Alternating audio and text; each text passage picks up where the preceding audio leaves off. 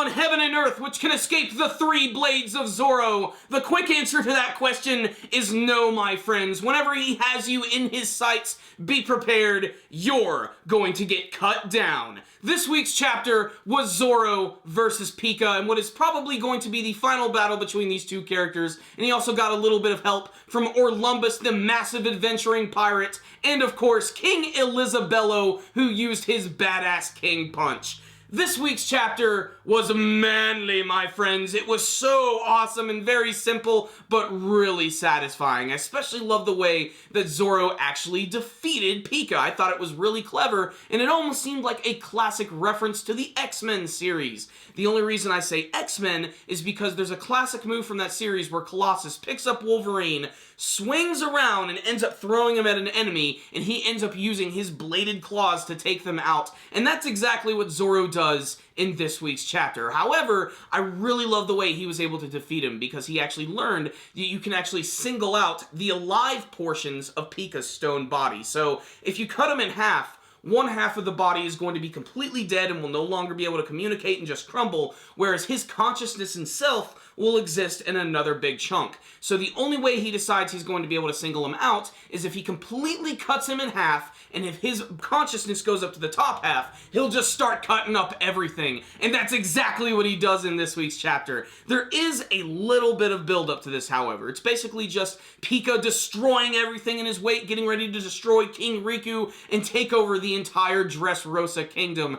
But after Orlumbus throws him, that's when you know things are just about to get insane. And I love how much time they actually spend up in midair. First he cuts him in half, then he cuts him down the middle, then he starts cutting up his arms into tiny little pieces, and that's when Pica finally emerges from the stone, covered in hockey, and that's when the two men go at each other like raging bulls, and finally, Zoro is able to defeat him, because he can cut through anything, including hockey. But another part of the chapter that I thought was surprisingly badass is because now that Pica has been defeated, all of those stone pieces are getting ready to fall on top of the kingdom, and it's actually King Elizabello who ends up saving the day with one of his big king punches, sending all of the rubble flying all over the place. He didn't seem too happy to be able to help out in that way, but honestly, he was an amazing help for Zoro this week, who frankly just looked awesome. I already mentioned it in the last review that I love seeing Zoro in the bandana. It makes him look so badass, and it shows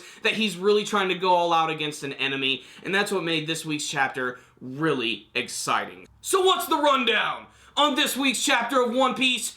Badass, my friends. This is a chapter that must not be missed. It's a Zoro-centric chapter. And compared to Luffy, I think Zoro has probably the best action scenes of the entire series, with Sanji being in third. However, Zoro is the one character of the series I feel could have his own spin-off. Like, he's the one member of the Straw Hat Pirates I want to see in his own series. I think he can carry himself that much, mostly for his coolness factor, but still it was really demonstrated in this one. The battle between him and Pica is not exactly what I was expecting. I thought there might be a little more hand-to-hand combat, although with a character like Pica, he can't really do that, especially with his powers, especially if he was going to stay in his big giant stone golem form the entire time. However, that actually ended up being a disadvantage to him because Zoro figured out how he was going to defeat him, and just when he cut him up at the end with all the hockey, that was just really impressive. That really shows how far Zoro's sword skills have come. He literally can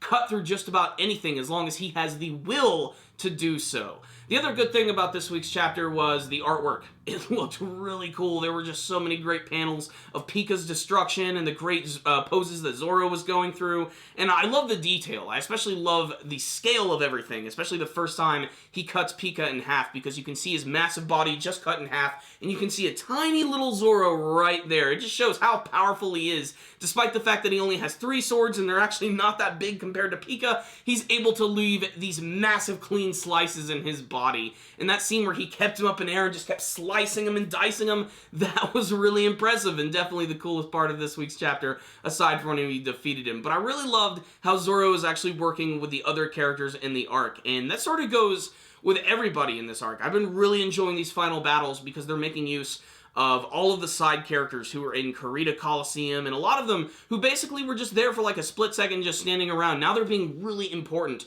Orlumbus and Elisabello really helped out Dressrosa and Pica in this week's battle, and I think that was really impressive as well. So this was just a big, fat, exciting, badass action chapter, which had some amazing artwork. It was Zoro-centric, and it was the end of Zoro and Pica's battle. So this is a chapter of One Piece that you should not miss. It's just pure, awesome pirate entertainment, and it features everyone's favorite swordsman, Roronoa Zoro. So I'm going to give this week's chapter a 5 out of 5. I had no complaints while reading it. I enjoyed it the entire time. I love all the side characters, Zoro being badass. I even love the fact that Baby 5 is sticking around. So this was an awesome chapter of One Piece. If you consider yourself a fan of the One Piece manga series or the One Piece anime series, check out this chapter. It was awesome. Zoro, my friends, he's a badass.